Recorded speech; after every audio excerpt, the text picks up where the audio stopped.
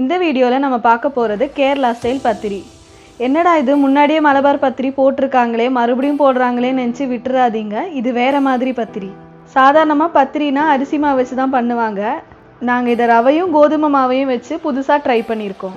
நம்ம ரவை பத்திரி எவ்வளோ சாஃப்டாக வந்திருக்கு பாருங்கள். இதோடு சேர்ந்து ஈஸியாக பண்ணுற மாதிரியான ஒரு சைட் டிஷ்ஷையும் நாங்கள் ரெடி பண்ணியிருக்கோம். இந்த 2 டிஷ்ஷோட ரெசிபியும் ஃபுல்லாக பார்க்குறதுக்கு நம்ம வீடியோவை ஸ்கிப் பண்ணாமல் பாருங்கள். இப்போ லேட் பண்ணாமல் வீடியோக்குள்ளே போகலாமா? வியூவர்ஸ் எல்லாருக்கும் வணக்கம். Welcome back to Panstickry. இந்த பத்திரி ரெசிபியோட மெயின் பார்ட்டு மாவு ப்ரிப்பரேஷன் தான். பேனில் 2 கப்பு தண்ணி எடுத்துக்கலாம்.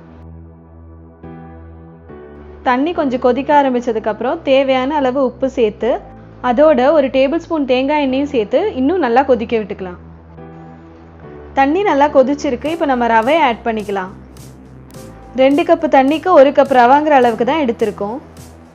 ரவை ஆட் பண்ணும்போது மொத்தமாக ஆட் பண்ணாமல் நம்ம உப்புமாக்கெல்லாம் பண்ணுற மாதிரி கொஞ்சம் கொஞ்சமாக ஆட் பண்ணிக்கிட்டே கிளறி விட்டுக்கலாம்.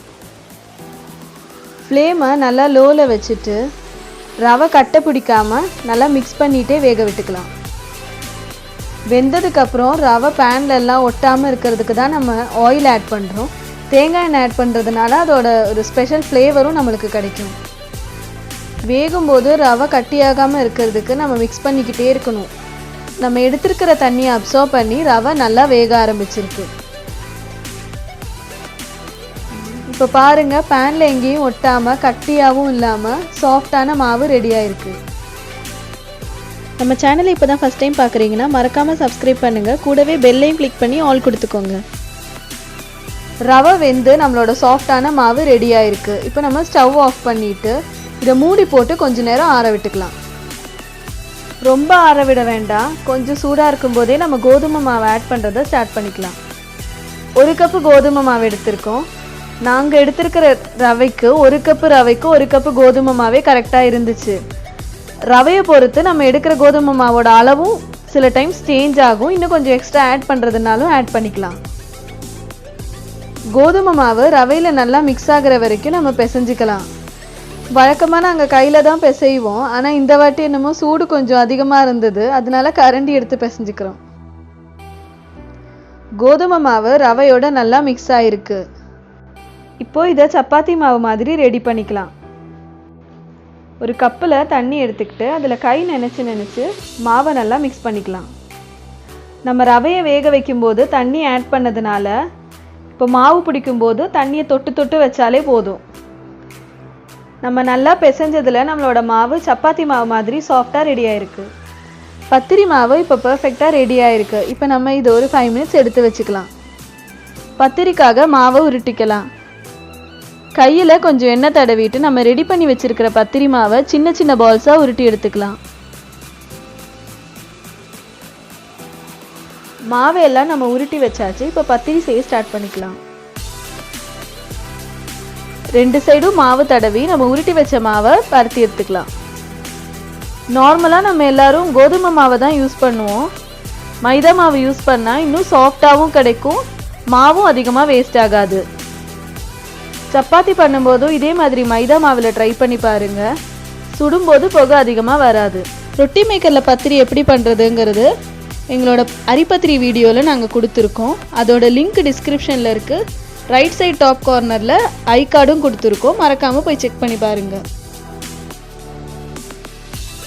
பத்திரியை சுட ஆரம்பிச்சுக்கலாம்.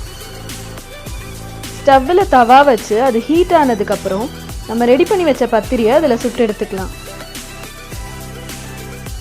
பத்திரியை சுடும்போது நம்ம 2 பக்கமும் ஆயில் அப்ளை பண்ணிக்கலாம்.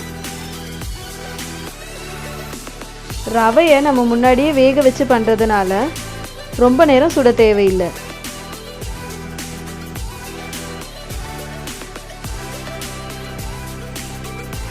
இப்போ பாருங்க, பூரி மாதிரி நல்லா உப்பி வருது. இதே மாதிரி எல்லாத்தையும் நம்ம ரெடி பண்ணிக்கலாம்.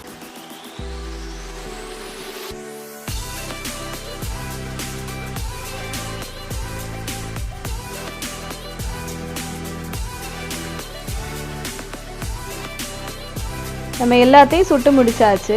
அவ்வளோதாங்க, நம்மளோட வீட் ரவா பத்திரி ரெடி ஆயிடுச்சு. வீடியோ முடிஞ்சிருச்சுன்னு க்ளோஸ் பண்ணிடாதீங்க, நம்ம இன்னும் சைட் டிஷ் பார்க்கல. பாருங்க நம்ம பத்திரி எவ்வளோ சாஃப்டாக வந்திருக்கு, உங்களுக்கே பார்த்தா தெரியுதுல்ல. காலையில் செஞ்சாலும் ஈவினிங் வரைக்கும் இது சாஃப்டாகவே இருக்குங்க.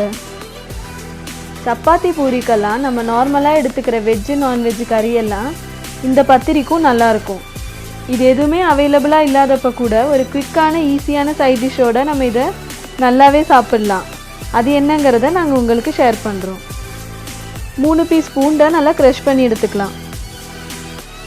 ஒரு பவுலில் 1 டீஸ்பூன் மிளகாய்த்தூள், தேவையான அளவு உப்பு, நம்ம க்ரஷ் பண்ணி வச்ச பூண்டு சேர்த்து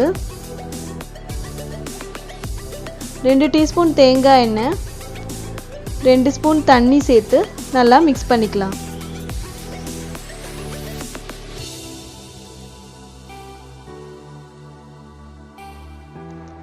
தேவைப்பட்டால் இன்னும் கொஞ்சம் தேங்காய் எண்ணெய் சேர்த்துக்கலாம்.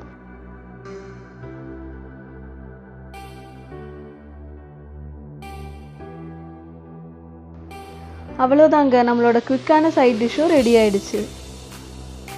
எங்களோட இந்த ரெசிபி உங்களுக்கு பிடிச்சிருந்தா மறக்காமல் ட்ரை பண்ணி பாருங்கள்.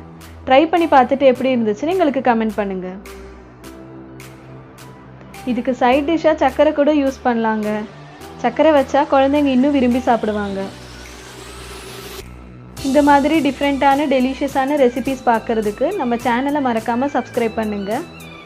இந்த வீடியோ உங்களுக்கு பிடிச்சிருந்தா லைக் பண்ணுங்கள், ஷேர் பண்ணுங்கள், கமெண்ட் பண்ணுங்கள்.